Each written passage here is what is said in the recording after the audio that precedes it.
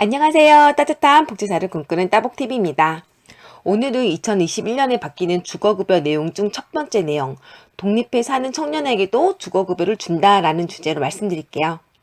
먼저 주거급여가 무엇인지부터 간단히 말씀드릴게요. 주거급여는 말 그대로 주거를 하는데 도움을 주는 급여예요. 그래서 전세 보증금이나 월세, 자가가구 수선비 일부를 지원받을 수 있죠. 주거급여는 중위소득 45% 이하인 분들이 받을 수 있는데요. 생계급여나 의료급여와 다르게 근로능력과 부영의무자 조건을 안 봐서 소득과 재산 수준만 충족한다면 받을 수 있어요. 그래서 부모와 자녀 때문에 주거급여에서 탈락한 일은 없는 거죠.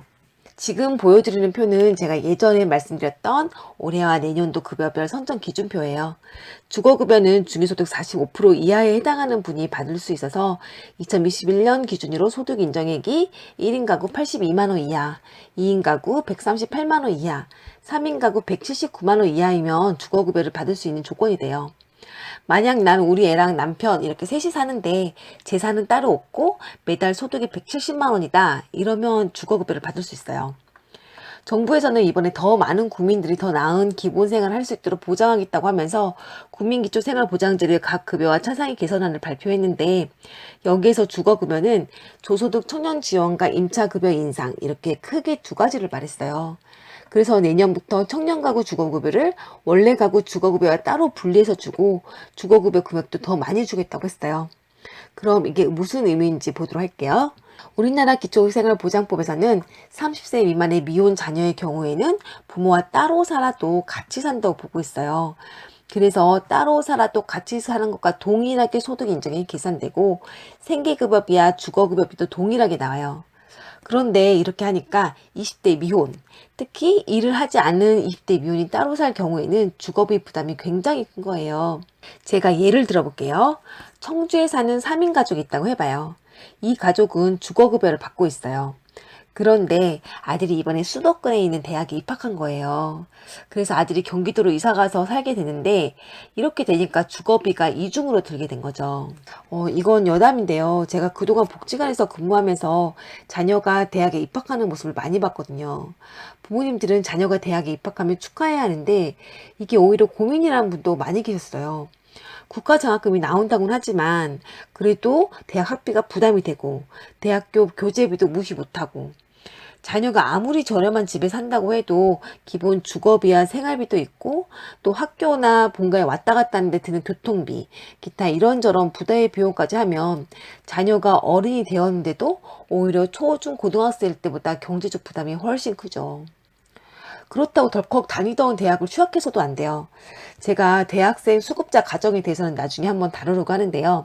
간단히 말씀드리면 대학생 수급자는 학교를 휴학하거나 아르바이트를 하거나 군입대를 하거나 재수나 편입을 하거나 졸업 후에 취업하거나 심지어 졸업 후에 취업이 안 돼도 항상 수급 자격에 대해 생각을 하셔야 돼요. 학비 때문에 무심코 후약을 했다던가 아르바이트를 했다던가 하면 수급비가 깎이거나 심하면 수급자에서 탈락할 수도 있거든요. 이야기가 잠깐 새는데요.